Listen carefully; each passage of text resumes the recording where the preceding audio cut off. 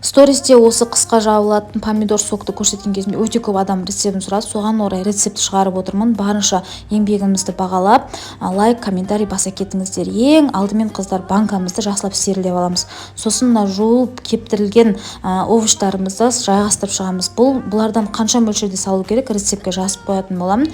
Мінекей мына жерде даже мына помидордың кептірілген укропты да жуып кептіріп алатын болыңыздар. Себебі артық су болса банканың атылу қаупі жоғары.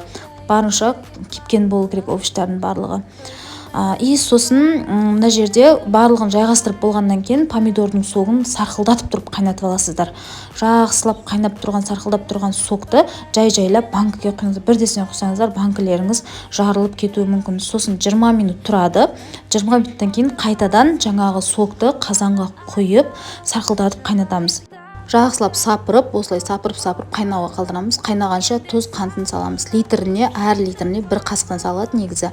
Бұл жерде 2 литрлік банка болғандықтан толтырмай 2 ас қасықтан тұз, 1 ас қасықтан қант салдық. Енді қантын салып болғаннан кейін жаңа қайнап тұрған согымызды қайтадан құйып шығамыз. Банкілерімізге өте тез болу керек, сок суып қалмасын ең бастысы. Сосын бетіне уксусын құйып, огурцы болғандықтан 1 шай қасық толтырмастан уксус салып жібере салыңыздар ең соңында, на всякий случай.